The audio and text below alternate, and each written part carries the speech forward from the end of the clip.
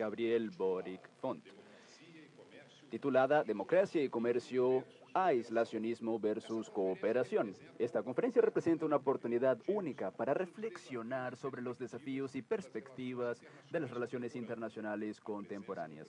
La presencia del presidente Gabriel Boric Font en la Universidad de Brasilia refuerza el compromiso con el diálogo democrático y la construcción de puentes a través de integración de comercios justos entre las naciones. En este momento tiene la palabra la rectora de la Universidad de Brasilia, la profesora Rosana Regota Naves.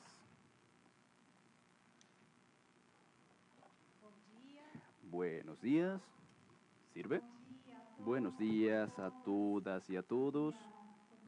Me gustaría saludar con mucho placer al excelentísimo señor presidente de la República de Chile, Gabriel Boric, y a toda su delegación chilena aquí presente. También a nuestros invitados, al equipo de gestión, a todos y todas que se interesaron por este momento especial de la cooperación Brasil-Chile,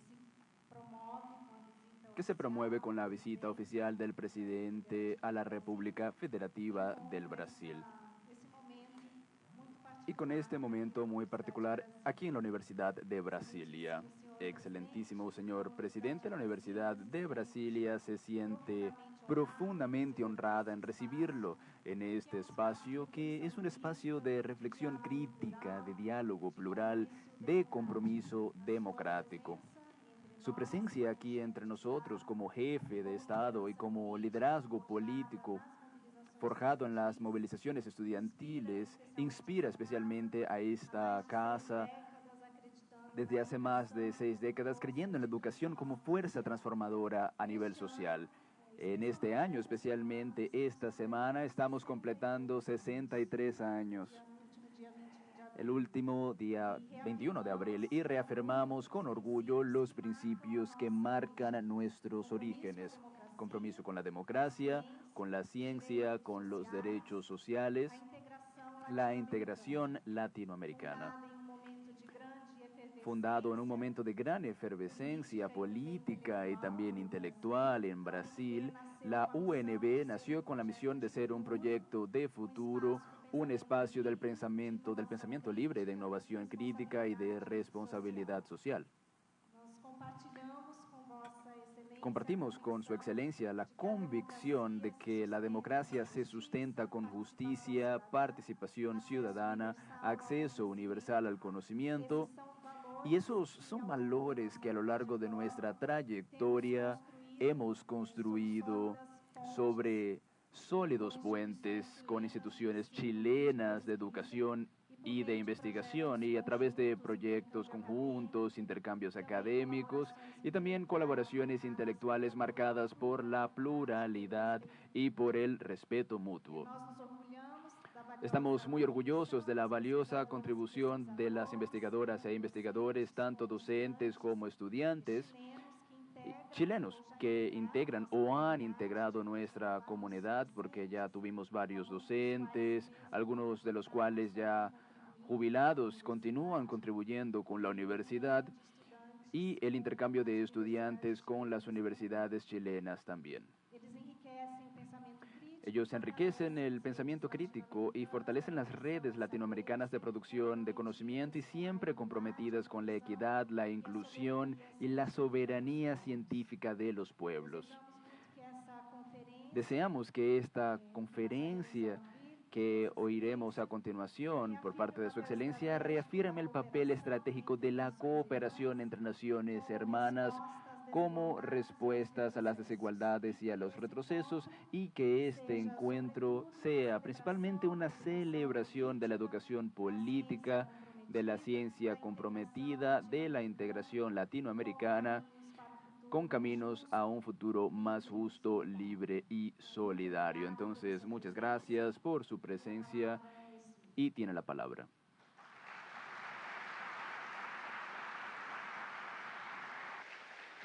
Antes da palavra do presidente, gostaria de ler o breve currículo. Antes de la palabra del presidente, voy a leer su currículo.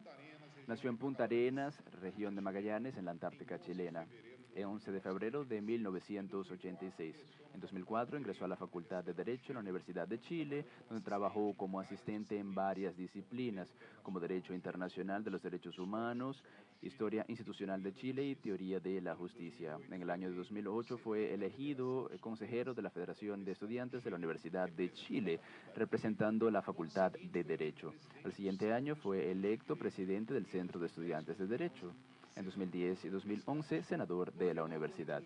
Al final de 2011, después de 2 años, después de uno de los años más importantes de las manifestaciones estudiantiles desde el retorno a la democracia de Chile, fue elegido presidente de la Federación de Estudiantes de la Universidad de Chile. En 2013 lanzó su candidatura como diputado, como representante de la República de Cabojó, Laguna Blanca, Natales, Borbení, Primavera, Punta Arenas, Río Verde, San Gregorio, Chimacueo y Torres de Alpanea, siendo elegido como primera mayoría en su distrito. Ese primer mandato como diputado en 2014 hasta 2018 fue miembro de las comisiones permanentes de Derechos Humanos y Pueblos Indígenas, Trabajo y Seguridad Social. Son las extremas artáticas chilenas. En 2017 fue reelegido como la primera mayoría de su distrito y la segunda mayoría en nivel nacional. En su segundo mandato como diputado 2018-2022 hizo parte de las comisiones de Constitución, Legislación, Justicia y Regulación y Zonas Extremas y Antárticas chilenas. El 17 de marzo de 2021 fue proclamado candidato presidencial por su partido político Convergencia Social, siendo apoyado por otras fuerzas de izquierda. El 18 de julio del mismo año triunfó en las primarias, mejor dicho, de su coalición, con 60% del total de los votos en el primer turno de las elecciones presidenciales del 21 de noviembre de 2021. Y obtuvo 25,83% de los votos, quedando en segundo lugar. El 19 de diciembre, el segundo turno, fue elegido presidente de la República de Chile con 55,8% del total de votos, volviéndose el presidente con mayor votación y el más joven de la historia del país. Les damos la bienvenida al excelentísimo señor presidente de la República de Chile, el señor Gabriel Boric Font. Una salva de aplausos.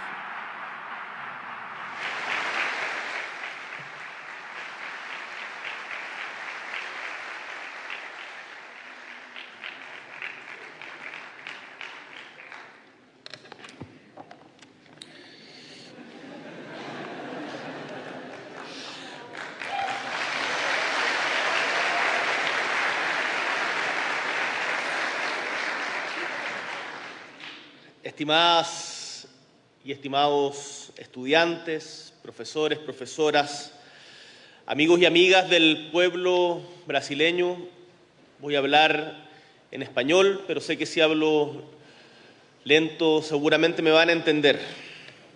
Es para mí de verdad un honor y una alegría estar junto a ustedes en la Universidad de Brasilia.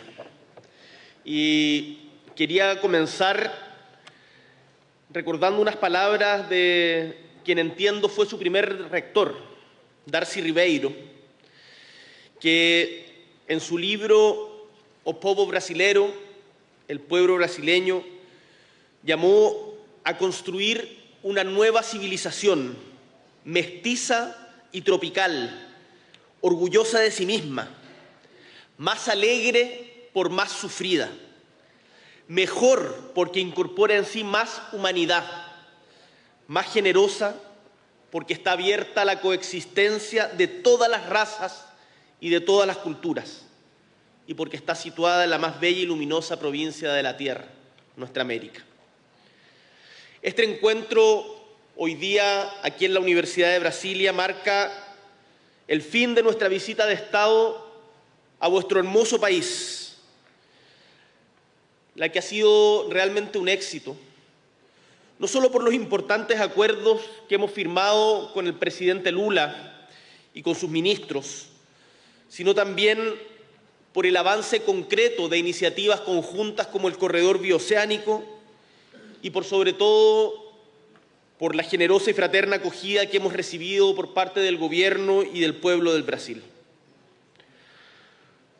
Somos hoy día un país mediano, tenemos 20 millones de habitantes. Somos una larga y angosta franja de tierra al sur del mundo y nos sentimos orgullosos de nuestro país.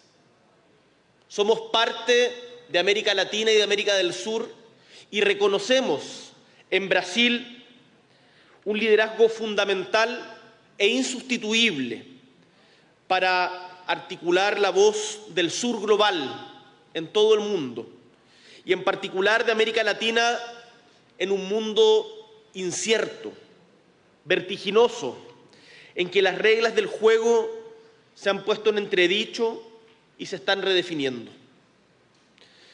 Hemos conversado largamente con el presidente Lula, que además de ser jefe de Estado, es amigo y compañero. Y concordamos en la importancia radical en estos días, que no es obvia, de la defensa de la democracia, de la defensa del multilateralismo, de la integración regional, de la cooperación y del comercio libre y justo en beneficio de nuestros pueblos. Hace ya más de 200 años, nuestros pueblos en América buscaron un camino de autonomía e independencia respecto de las metrópolis coloniales que habían ejercido un dominio sin contrapesos durante siglos, en donde significó un gran costo para los pueblos originarios de nuestra tierra, para quienes nacían en América y, por cierto, para las perspectivas de futuro de millones de hombres y mujeres. La lucha que entonces dieron los fundadores de nuestros países fue guiada por ideales de libertad, de igualdad y de fraternidad, que hoy, más de 200 años después, están siendo cuestionados. Y se buscaba también liberar a las fuerzas productivas que habían permanecido encadenadas a un poder externo. Uno de los más ardientes defensores de la independencia de Chile fue el fray Camilo Enríquez, que es además el padre de nuestra prensa libre. Y en 1812, en disputa a la independencia de nuestro país, escribió que la independencia americana es el objetivo más risueño que se presenta a la imaginación. Y enumeró luego las razones para la futura prosperidad del continente. La naturaleza, que favorece el desarrollo de la industria, la variedad de sus climas, la fertilidad de las tierras americanas, una inmensa cultura, lo precioso de sus producciones que impulsan además un comercio vastísimo. Es importante recalcar en esto algo que conversábamos ayer, en particular con el presidente de China, Xi Jinping, cuando en el marco de la cumbre preparatoria para la COP que se realizará en Brasil, en Belém do Pará, decía que las montañas, los ríos, los bosques son igual o más valiosos que el oro y la plata. Y agrego, prevalecen sobre la codicia. Por lo tanto, es nuestro deber buscar el desarrollo de la humanidad y de nuestros pueblos sin poner en riesgo a las futuras generaciones y la subsistencia de las mismas en nuestro planeta. La libertad de comercio, el derecho a vender lo que producimos donde quiera, fue una de las marcas de identidad de la lucha por la independencia. Y ha sido una bandera que nuestros pueblos han mantenido en alto durante buena parte del siglo XX, junto a la lucha por la ampliación de la ciudadanía, el justo reparto de las riquezas, las libertades públicas y la incorporación de los más pobres del campo y la ciudad al desarrollo del país. En Chile tenemos litio, tenemos cobre, tenemos recursos naturales, pero también tenemos soberanía. Y vamos a hacerla valer en este escenario de incertidumbre mundial. Desde el retorno a la democracia en 1990, después de una larga lucha contra la dictadura en Chile, nuestro país se abrió al mundo, del cual había estado aislado durante 17 años. Y esta apertura al mundo se ha convertido en una política de Estado que va más allá del gobierno de turno. Y la valoramos y la ejercemos porque ha traído beneficios al país y por eso hoy día, en estos tiempos turbulentos, la reafirmamos con mira a los desafíos que presenta nuestro siglo. Y es que la democracia y el multilateralismo nos han permitido sentarnos a la mesa con otros países e instalarnos como un actor en el sistema internacional, más allá de nuestro tamaño demográfico y económico. Hoy, Chile cuenta con 34 acuerdos de libre comercio que cubren el 88% del PIB mundial. El cobre, el litio, la celulosa, las cerezas, las uvas, el salmón y el vino chileno, pero también sus universidades, también su pueblo, también la riqueza humana que hay en nuestra patria, son reconocidos y valorados en distintas latitudes del planeta. Y tenemos embajadores mundiales, como son nuestra premio Nobel, Gabriela Mistral, que hoy se cumplen este año, 80 años desde su reconocimiento como primera mujer en recibir el Premio Nobel de Literatura, o nuestro vate Pablo Neruda, que recibió el Premio Nobel de Literatura en 1971. También, por cierto, que murió defendiendo la democracia, Salvador Allende, en 1973. Quiero decirles que en Chile, tal como en Brasil, porque debimos luchar por recuperar la democracia, hoy día la valoramos y no la damos por sentada. Y les quiero transmitir a ustedes, jóvenes estudiantes, que es su deber ejercer y cuidar la democracia día a día. Ustedes han visto aquí mismo en Brasilia cómo es posible ponerla en riesgo. Quiero decirles, siguiendo con el desarrollo de la política exterior de Chile, que hace pocas semanas estuve en India, el país con más habitantes del mundo, con 1.400 millones de personas. Resulta inconmensurable. Y acordamos con esta gran potencia avanzar hacia un acuerdo de asociación económica integral que no se limita exclusivamente al comercio. Cuando hablamos de integración, de multilateralismo, cuando hablamos de libre mercado, estamos hablando también de integración entre pueblos. Libre mercado no es sinónimo ni se desprende del neoliberalismo.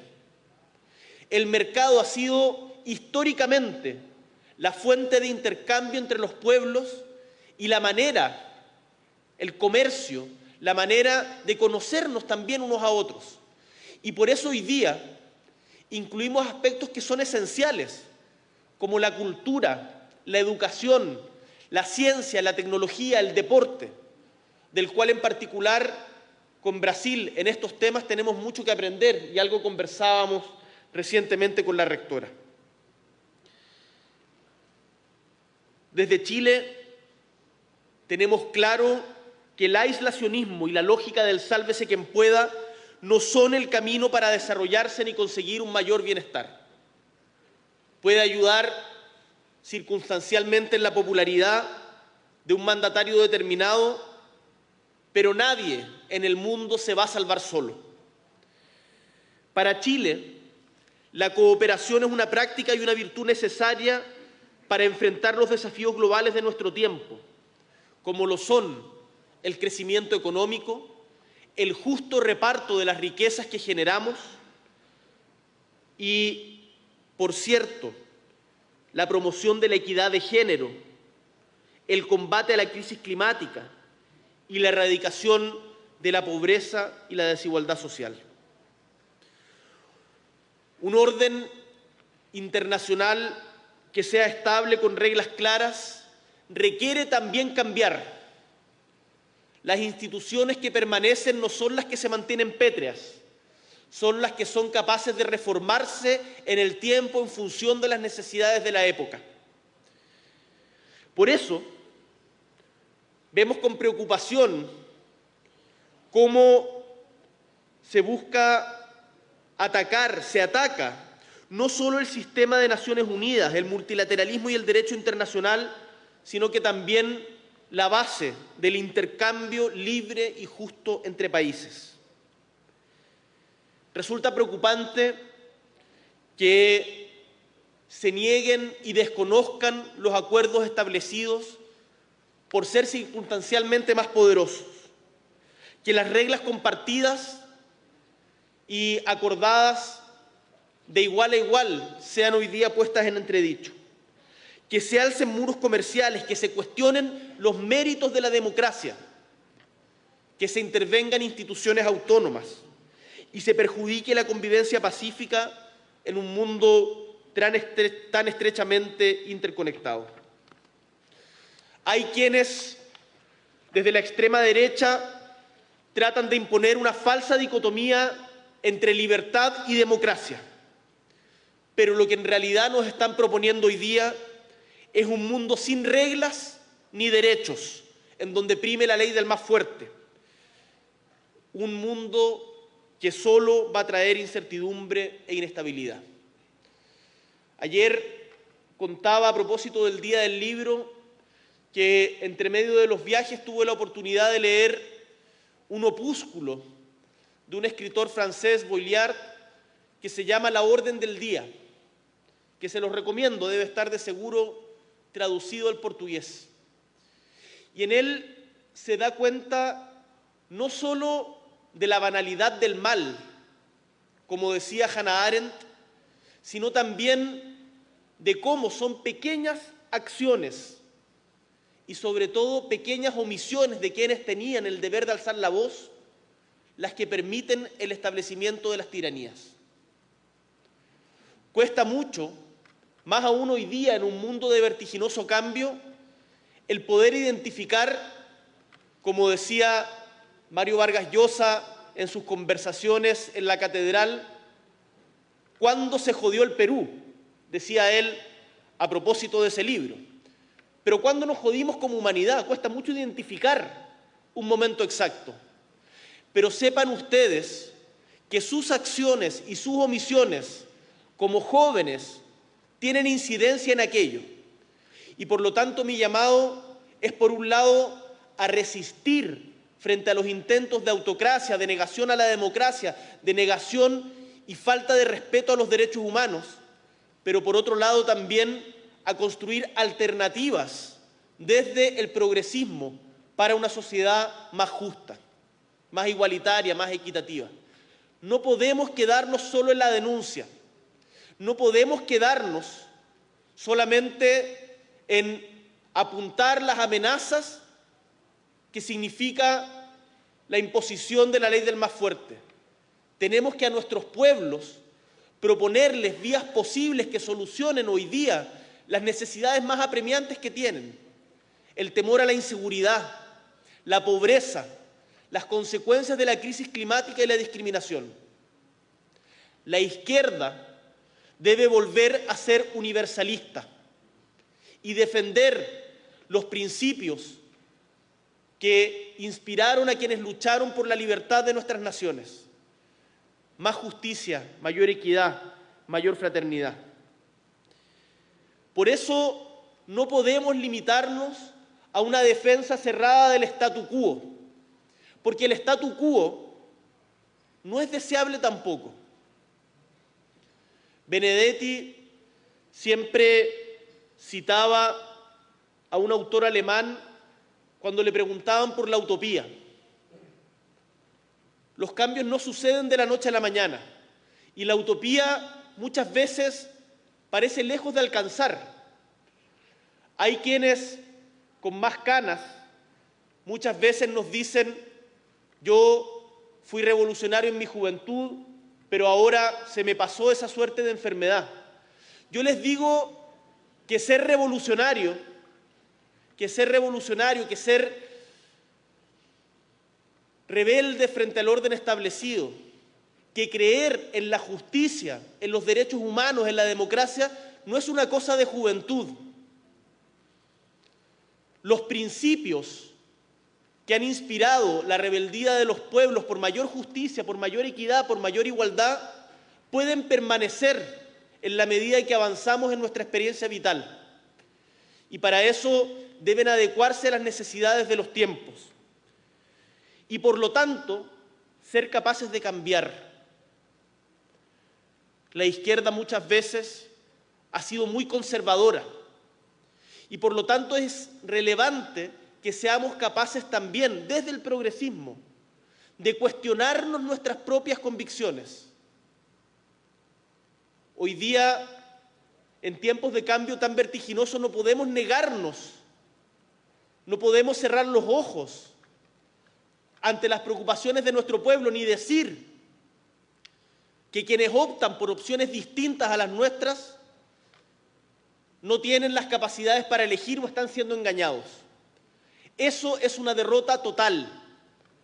Tenemos que ir a conversar con quienes piensan distinto, conversar entre los diferentes, convencerlos. No basta con ser muchas minorías. Tenemos, y el deber de los progresismos en el mundo, es volver a ser mayoría con quienes más lo necesitan hoy día, quienes han visto desplazado su bienestar. Hoy día está sucediendo algo que es relativamente nuevo en el siglo XX, que ustedes, los jóvenes, nosotros los jóvenes, tenemos una perspectiva que quizás es peor que la de nuestros padres y nuestras madres. Pero eso es posible cambiarlo. Eso es posible cambiarlo. Porque el futuro depende de nosotros. El futuro no está determinado, no estamos encaminados hacia una tragedia griega. Y esa es el arte de la política. La política no es la mera administración de la realidad tal cual nos ha sido dada. Es, con los elementos de la realidad, luchar por cambiarla, empujar más allá de lo que nos dicen que son los límites de lo posible, conscientes, sí, de que los cambios importantes y los que perduran no suceden de la noche a la mañana. Por eso no basta ser testimonial, no basta, si se hace política, con mirarse al espejo y decir estoy de acuerdo conmigo mismo. Tenemos que salir a convencer a quienes piensan distinto, no negarlos, no humillarlos, sino entender, escuchar. Por eso, para cuidar la democracia tenemos que asegurarnos que ésta logre responder de forma efectiva a las preocupaciones y esperanzas de las personas, a la vez que robustecemos las capacidades del sistema internacional y de los organismos internacionales para defender los principios democráticos en los que creemos, los derechos humanos, en cualquier circunstancia y en cualquier lugar, y un comercio libre y justo. En Chile, en nuestro país, vemos el actual escenario con preocupación, pero también como una oportunidad. Y en este mundo turbulento avanzamos de manera clara en nuestra estrategia de seguir diversificándonos, de seguir buscando aliados. Hoy día tenemos acuerdos comerciales, culturales, científicos, educacionales con los países de nuestra región, hoy día profundizados con el Brasil, también con la Unión Europea, también ahora trabajando con India, con Estados Unidos, con México, con China, con Japón. Y defendemos nuestro principio de autonomía estratégica. Tenemos soberanía y, a diferencia de antaño, no vamos a permitir que nadie nos diga con quién debemos estar. Chile es parte del mundo y lo seguirá siendo, y por lo tanto no vamos a elegir entre potencias.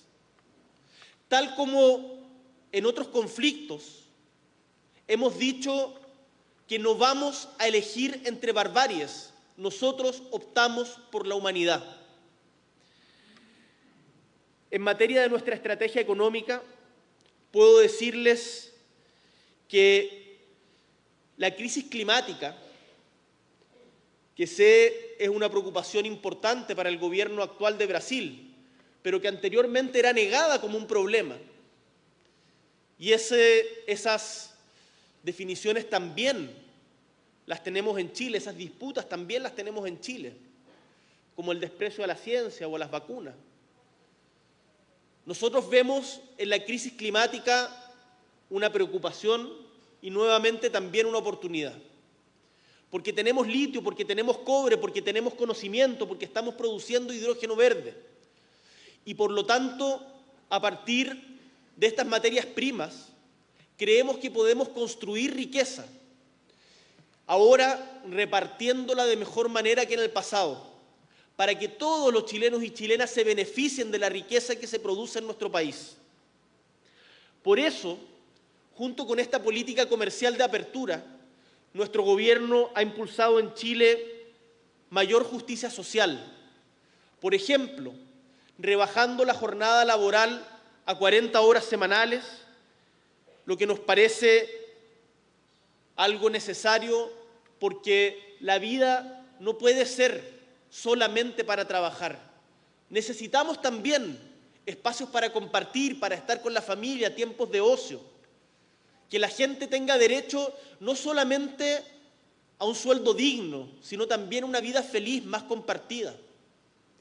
Por eso cuando decimos que hay que enfrentar la amenaza de la seguridad, de la delincuencia y el narco, lo hacemos por un lado fortaleciendo a nuestras policías, fortaleciendo la persecución del delito y también fortaleciendo la cultura, la educación, la recuperación de nuestros barrios, porque creemos que es en la cohesión social, en el encuentro de nuestros habitantes, en donde se juega principalmente el destino de nuestro país.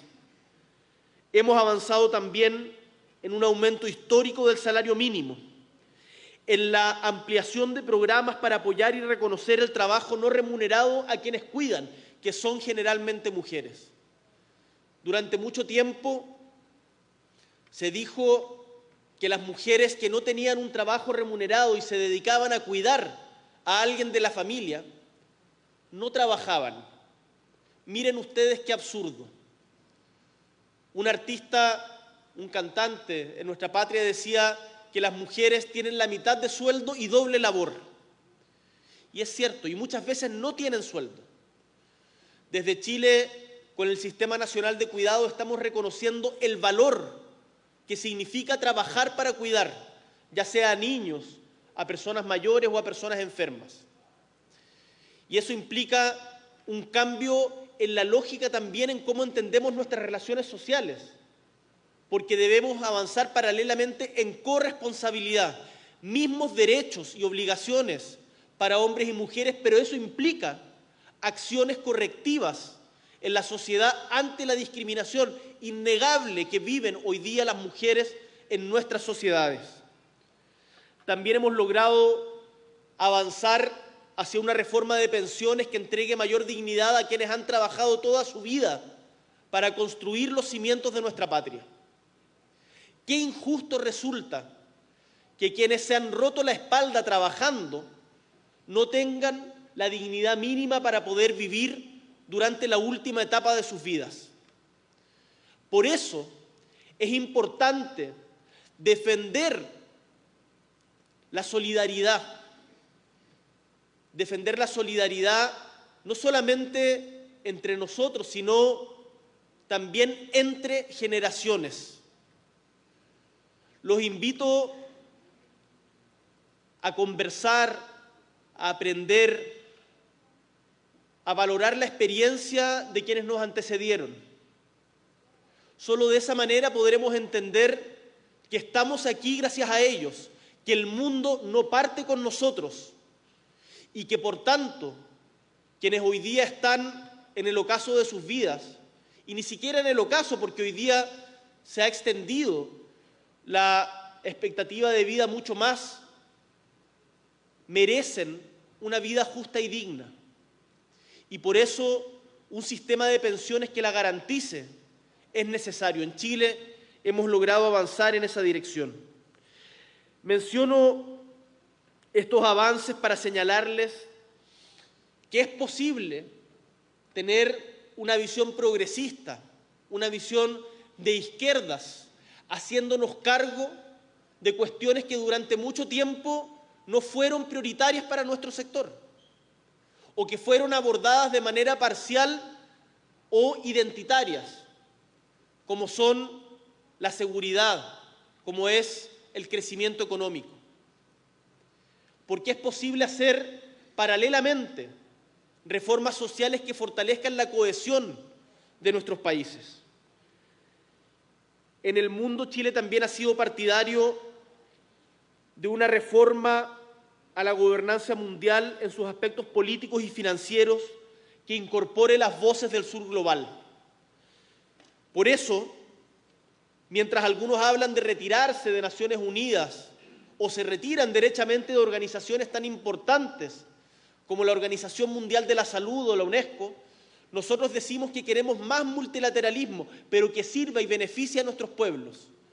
Y eso significa también un cambio en las reglas del juego.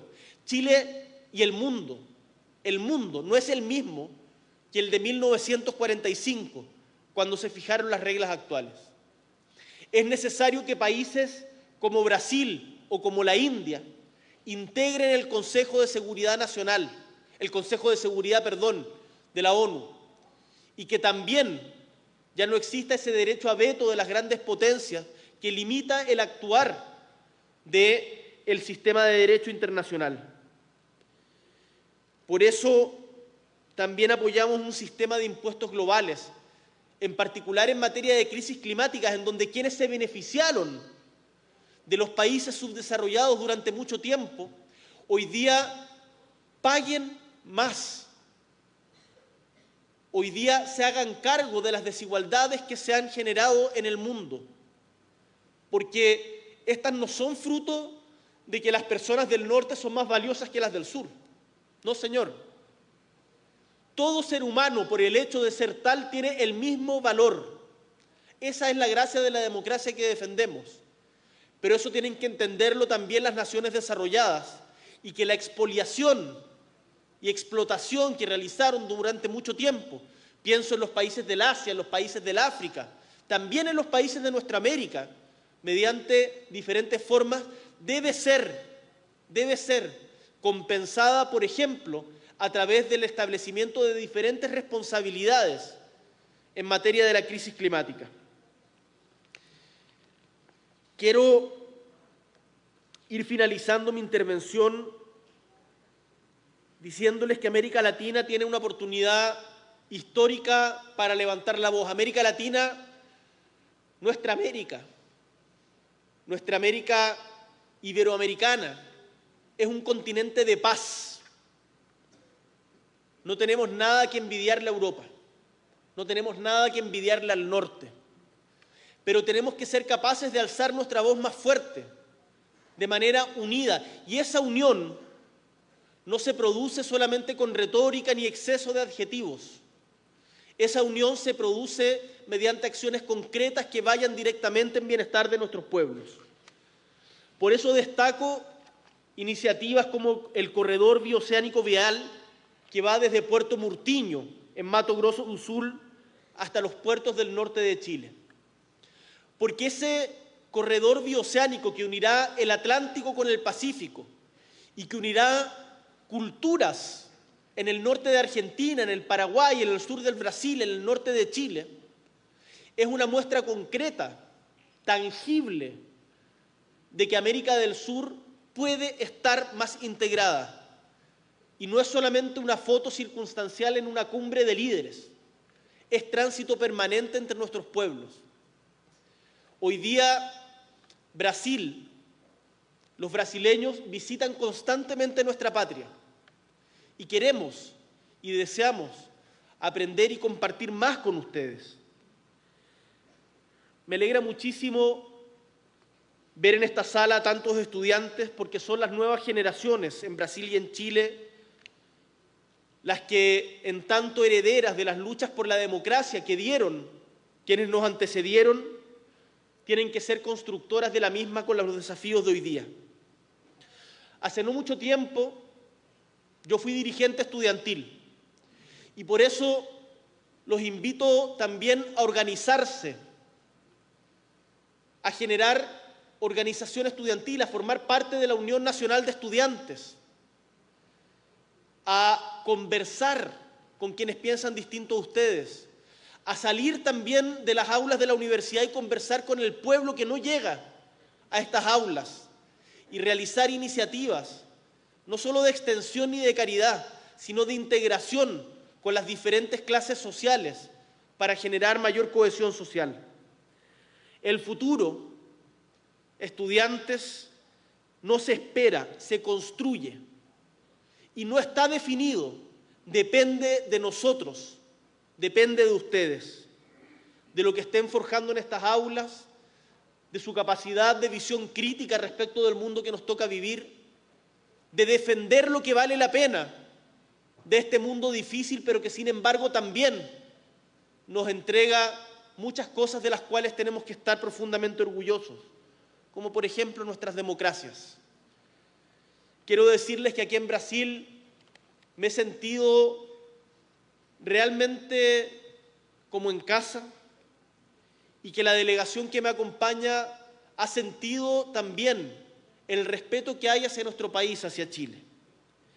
Disfrutamos con su música, envidiamos y respetamos a sus futbolistas, más a Sócrates que a Neymar, debo decir. Y nos encanta la alegría de su pueblo, que se manifiesta tan claramente en los carnavales, pero que se celebra a lo largo y ancho de toda la geografía de Brasil. No hablamos la misma lengua, pero se parecen. No somos iguales, pero nos parecemos. Tenemos la misma dignidad y derecho. Y en nuestras diferencias debemos ser capaces de encontrarnos para construir un mundo más justo y en donde todos y todas, sin importar el dónde nacieron, qué religión profesan, cuáles son las ideas políticas que defienden, el color de su piel o el carácter de sus ideas, tengan derecho a una vida digna y feliz. Muchísimas gracias a todos y a todas.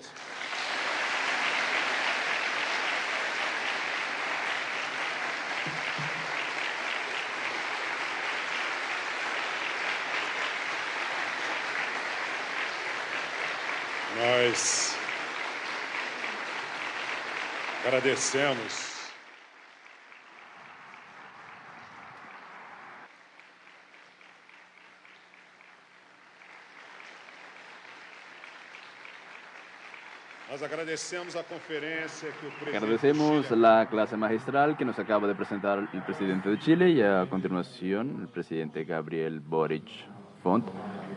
Lo invitamos a tomar asiento al lado de la rectora, la profesora Rosana Naves, que le dirigirá dos preguntas especialmente elaboradas para esta ocasión como parte del diálogo institucional entre la UNB y el gobierno de Chile. Le doy la palabra a nuestra rectora.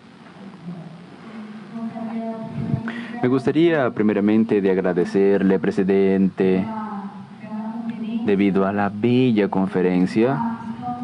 Realmente estamos en un momento en que la defensa de la democracia una vez más se constituye como un asunto común, un asunto importante para Latinoamérica. Un momento de reconocer que las universidades han sido importantes instituciones en este movimiento de defensa de la democracia, de contención de los avances conservadores, del autoritarismo que viene propagándose fuertemente alrededor del mundo. Por lo tanto, estamos aquí en un espacio del ejercicio democrático por naturaleza, es un espacio que se constituye como un ambiente de construcción del conocimiento de forma democrática, plural y diversa. Entonces, sus palabras contribuyen mucho e incentivan en este momento a nuestros jóvenes y también a los jóvenes que recibimos en esta universidad, esa generación internacional, algunos jóvenes viejos, por así decirlo, para que se movilicen en pro de esa causa. Y seleccionamos aquí, a partir de su conferencia, pero también de los acuerdos que fueron firmados con Brasil en su visita institucional. Dos preguntas. Una que tiene que ver directamente con cuestiones de soberanía nacional en la perspectiva tecnológica, considerando sobre todo el desarrollo de la inteligencia artificial y el avance de las llamadas Big Techs, que incluso amenazan fuertemente, ¿no? Son un instrumento de amenaza a esa democracia. Entonces, presidente Boric, delante de ese dominio global de las Big Techs, de las grandes empresas tecnológicas y de las asimetrías digitales que tenemos frente a nosotros, la perspectiva de un acuerdo entre Brasil y Chile para el desarrollo de una plataforma digital latinoamericana es de gran relevancia porque nos permite hablar de autonomía y de soberanía nacional.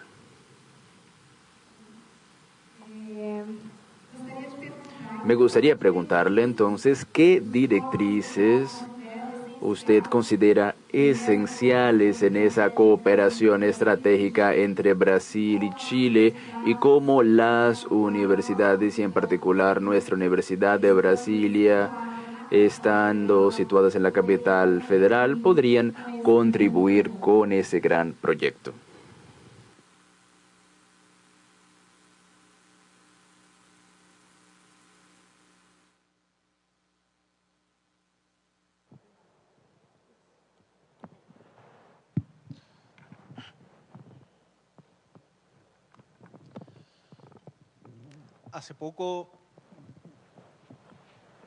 Hace un tiempo, en verdad, tuve la oportunidad de tener una reunión con representantes de los países de la Unión Europea en Chile.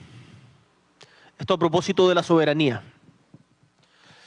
Y en esa época, no recuerdo exactamente el año, pero lo pueden buscar, se estaba llevando adelante en Grecia un proceso muy difícil y en donde el presidente de ese entonces, Tsipras, había decidido someter a referéndum las medidas de austeridad que le estaba imponiendo en ese momento la troika europea. El referéndum en Grecia fue muy claro en rechazar las medidas de austeridad. Sin embargo, 3 días después, estas fueron aplicadas. Le pregunté entonces a la representante de Grecia qué había pasado. Y me respondió algo que hasta el día de hoy me da vuelta y que creo que tiene relación con la pregunta que me hacía la rectora. Me dijo, el gobierno de Syriza, que era en ese momento liderado por Tsipras, cometió el error que pareciera están cometiendo ustedes, nos decía a nosotros que éramos jóvenes, más jóvenes en esa época, de creer que la soberanía radica en el pueblo. Cometieron el error de creer que la soberanía radica en el pueblo.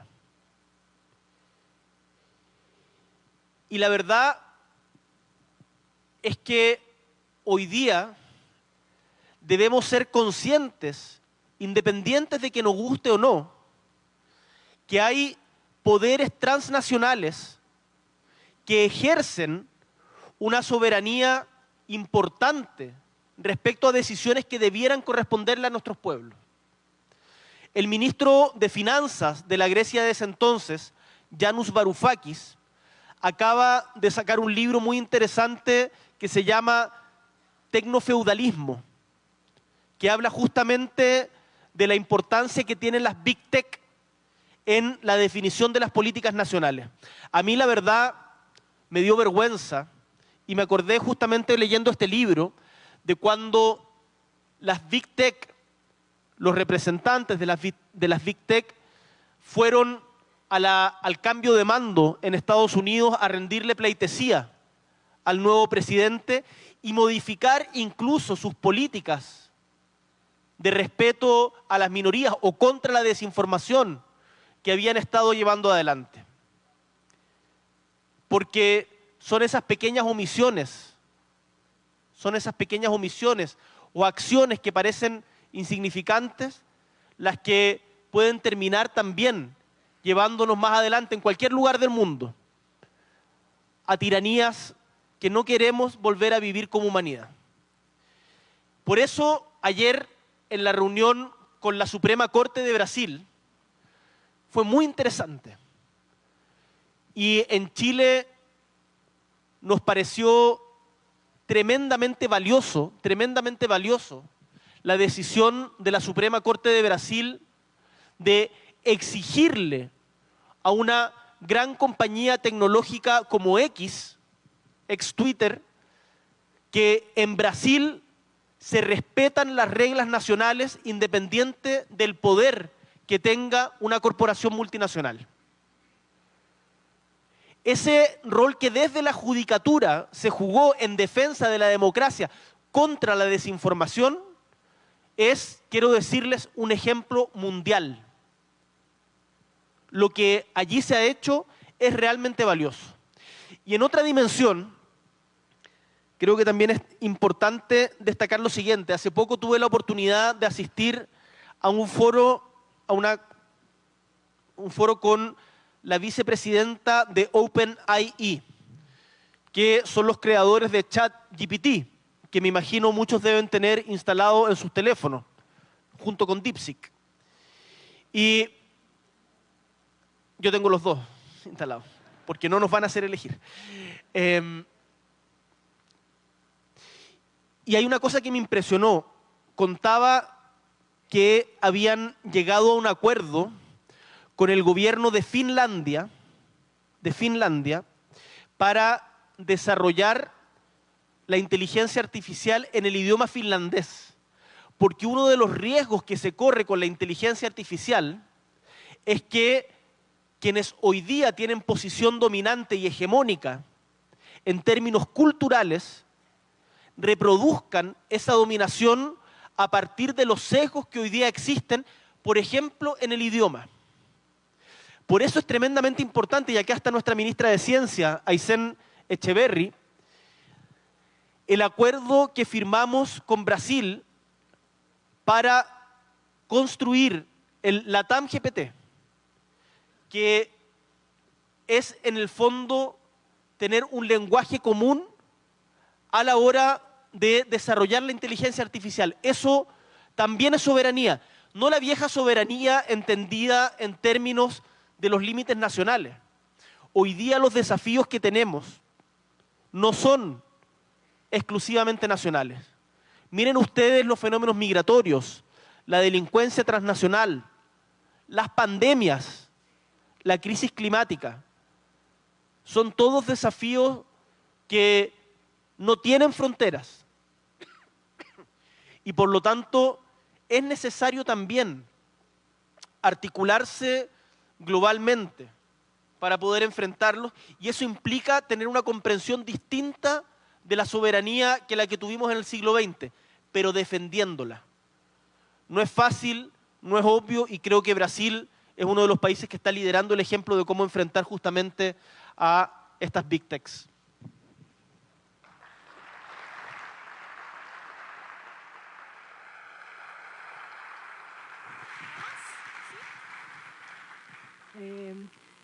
Muito importante, não é? Pensarmos também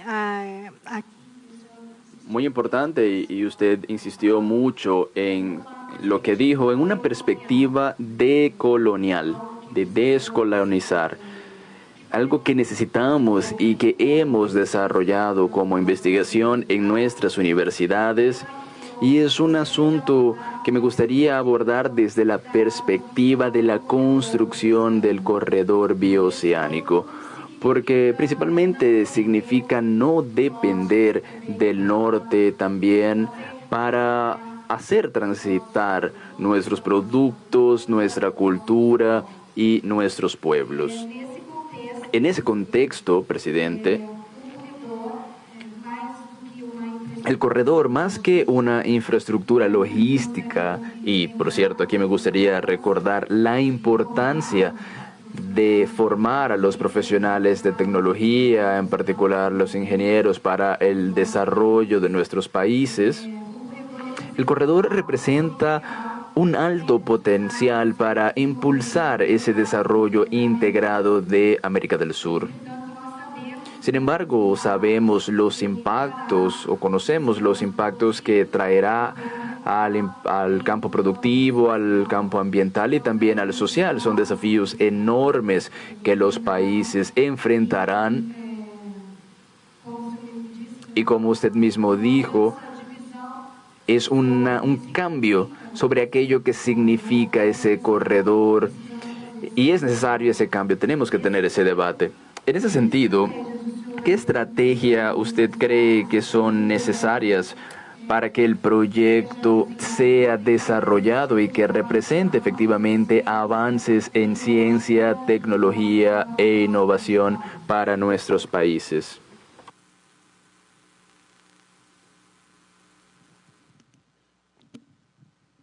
En esta gira hemos hablado harto del corredor bioceánico y de los beneficios que trae desde la perspectiva del comercio, de cómo va a acortar los tiempos, por ejemplo, en que, muy concretamente, en que Brasil pueda exportar carne a países tan gigantes como India o China.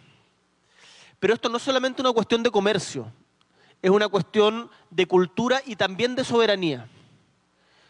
Por cierto, lo que hay que hacer es terminar de construir la infraestructura. Hoy día Paraguay en particular está terminando de construir un puente que es muy importante para el corredor bioceánico. Las provincias de Salta y Jujuy en Argentina tienen que hacer lo propio. En Chile hemos avanzado harto, pero seguimos mejorando las obras públicas. Pero quiero que noten ustedes o que tomen atención respecto a lo que está pasando con el Canal de Panamá, en dos dimensiones distintas. Uno, la crisis climática. Hoy día, parte importante del tráfico entre el Atlántico y el Pacífico, si no casi todo, ya no es por el estrecho de Magallanes, de donde vengo, sino a través del Canal de Panamá.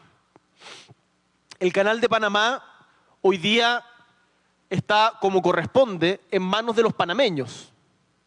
Sin embargo, ha recibido, dentro de las múltiples amenazas que ha proferido el actual presidente de Estados Unidos, una de ellas es recuperar el control que Estados Unidos perdió sobre el Canal de Panamá. Lo mismo con Groenlandia o incluso con Canadá. Pero en el caso del Canal de Panamá es particularmente importante. ¿Qué pasa si efectivamente lo hacen? Porque dicen que está perjudicando a Estados Unidos en beneficio de China. ¿Cómo afecta eso también a nuestra América Latina? Por eso el construir alternativas, en este caso viales, es también una cuestión de soberanía.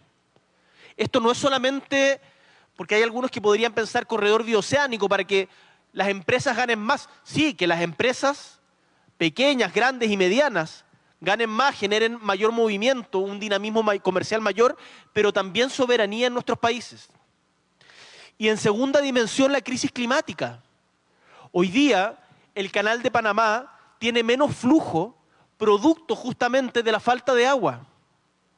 Y por lo tanto tenemos que volver a mirar al sur, al estrecho de Magallanes, pero también a lo que estamos construyendo en nuestro norte. El presidente Lula me contaba que durante su primer mandato se construyó el primer puente con Bolivia, entre Brasil y Bolivia. Y por lo tanto la integración no es solo retórica, son obras públicas, es encuentro entre pueblos, es generación de más riqueza para distribuirla de mejor manera. Al final, la integración es beneficio para todos y eso depende que nos lo creamos, que que el sector privado también se lo crea, pero que ustedes, estudiantes brasileños, también vean en Chile a un amigo y estén interesados en conocer más de nosotros, de nuestra cultura, que lean más a nuestros poetas, a nuestros autores, que conozcan más de nuestra historia nacional. A mí, en Chile, nosotros escuchamos mucho a Chico Buarque, a Tom Jobim, a Caetano Veloso, a una serie de otros artistas pero nos falta más, nos falta mucho más. Brasil es un mundo. ¿Cómo conocemos más de ustedes? Primero nos acercamos a través de la cultura y nos acercamos a través del comercio. Yo creo que esos dos ejes son tremendamente importantes y ahí la universidad, en particular en lo vinculado a la cultura, tiene un rol que jugar. Ojalá hagamos más intercambios, ojalá ustedes puedan conocer Chile, no solamente Santiago, Santiago no es Chile, que conozcan también el sur del país, el norte del país, tal como los chilenos están conociendo Fortaleza, Belén do Pará, Foz de Iguazú, Manaos, y nos podamos encontrar más, nos sintamos un poquito más hermanos y ojalá esta conversación aquí en la Universidad de Brasilia sea un granito de arena que contribuya en esa dirección. Muchas gracias.